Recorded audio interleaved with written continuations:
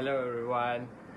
My name is Porson, son of Palaguru. My metric number is 03DAT21F1 097. So today I'm going to present about the business plan. Okay. Here with my teammates Luffy, Hadi, and Haikal. So our business is John and Son Barbershop.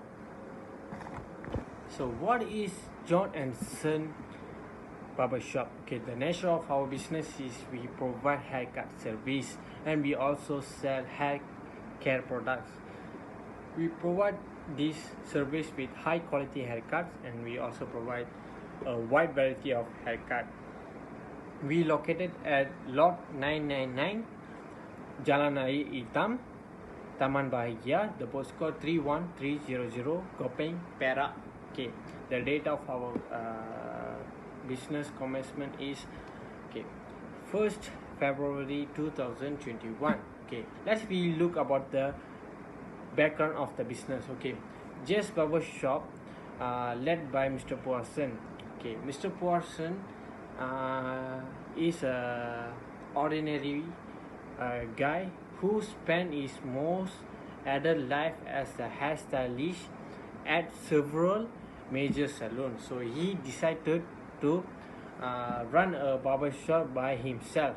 So he started this business with 34,000 as a capital and loan for about 60,000. As we can see here, the JS Barbershop organization chart. Okay, as usual, the owner of the company is Mr.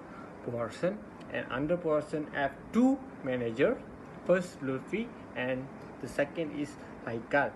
So under Haikal I have under Luffy I have two workers and under Haikal I have one promoter. As usual, Porson always directing the barbershop, okay, by controlling and planning for the future. Okay, as usual, this organization has vision, mission, and objective. So the vision is to be a market leader while offering a location with a lifetime of experience and rich taste. And the mission is offer service to all the customer of all ages in an assortment of seasonal, year-round, and other flavors.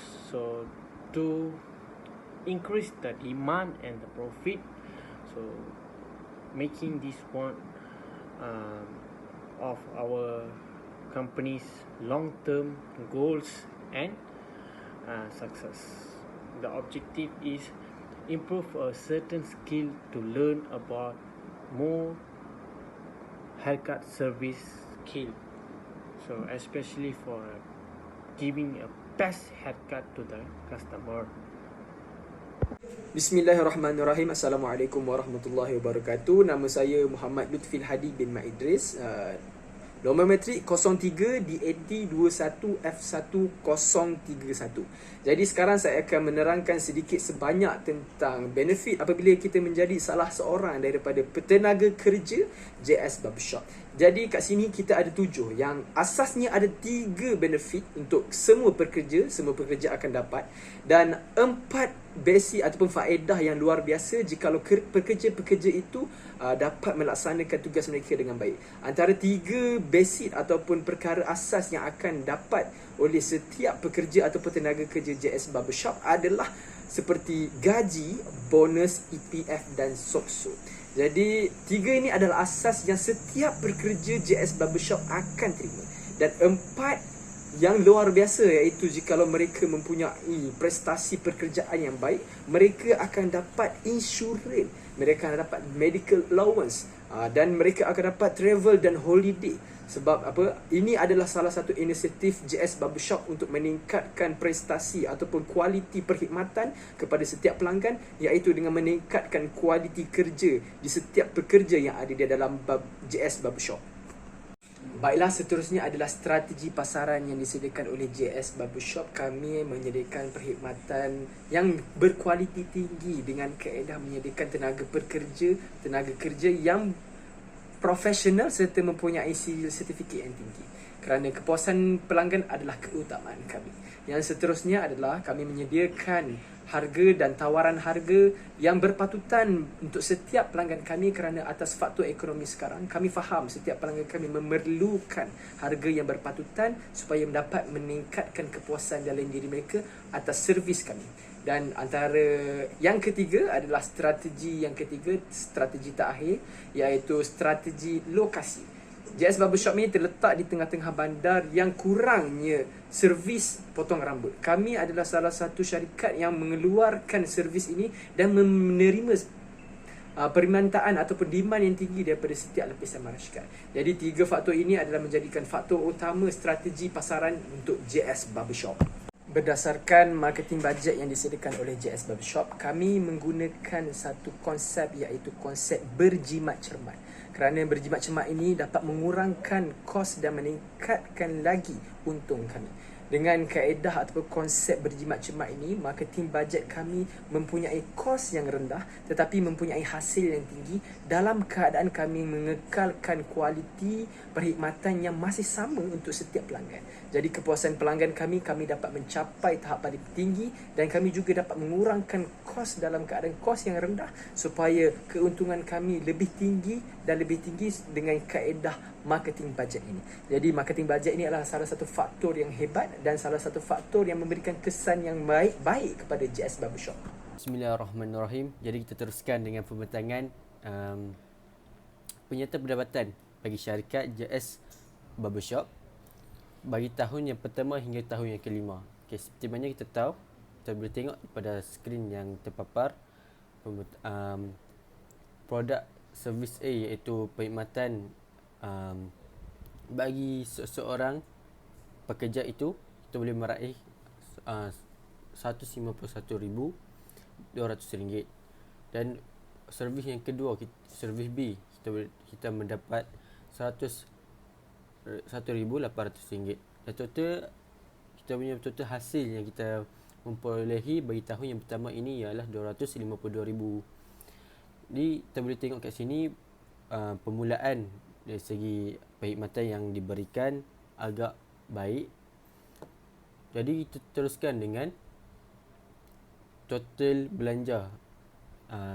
Di tahun pertama ini kita membelanjakan sebanyak RM279,050, iaitu jumlah yang agak besar lah.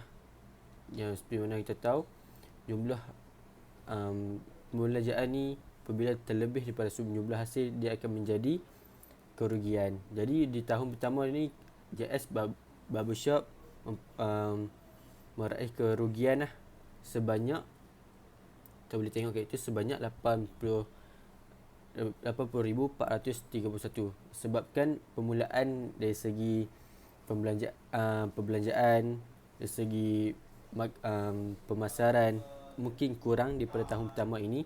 Dia menjejaskan pendapatan yang kami perolehi bagi tahun-tahun yang pertama yang kami beroperasi ini. Jadi kita teruskan dengan tahun yang kedua, iaitu tahun bagi JS Barbershop ni beroperasi, iaitu kami meraih total hasil sebanyak RM555,660. Kita boleh tengok peningkatan jumlah hasil bagi tahun ke tahun. Jadi saya tidak menerangkan keseluruhan kerana ia terlampau makan masa. Jadi kita boleh tengok perbandingan antara tahun pertama hingga tahun kelima, peningkatan demi peningkatan yang diperolehi oleh syarikat JS Barbershop ini. Apabila strategi yang digunakan ataupun perancangan yang digunakan menjadi, dia akan menjejaskan kita punya penyerta pendapatan ini. Okey. Bismillah. Okey. Kita teruskan lagi dengan kita punya penyertaan imbangan syarikat JS Barbershop bagi tahun yang pertama beroperasi dan tahun yang kelima. Okey. Kita teruskan dengan jumlah aset. jumlah aset iaitu RM247,200 dan total liability kita RM307,200. Disebabkan tahun yang pertama ini kita mendapat kerugian, dia akan menjejaskan kita punya penyertaan imbangan ini. Dan kita boleh tengok peningkatan demi peningkatan yang dibuat oleh JS Barbershop ini dari tahun ke tahun. Iaitu tahun kedua kita mempunyai RM285,870. Tahun ketiga kita mempunyai RM320,052. Peningkatan dari segi total aset bukan semasa itu amat memberi kesan yang baik kepada JS Barbershop ini, di mana kita boleh tahu aset-aset yang dikeluarkan oleh JS Barbershop ini untuk memperbaiki kemudahan servis, kemudahan perkhidmatan yang diberikan kepada pelanggan untuk gunting rambut di kedai JS Barbershop ini. Dan tahun keempat peningkatan lagi sebanyak RM385,322. Dan tahun yang kelima RM485,066. Di sini kita boleh klarifikasikan bahawa pelanggan semakin bertambah di dalam perkhidmatan JS Barbershop ini. Dan kita boleh tengok di total imbangan iaitu total asset sama dengan total liability. Jadi boleh tengok di tahun pertama hingga tahun terakhir kelima itu. Wallahu alam.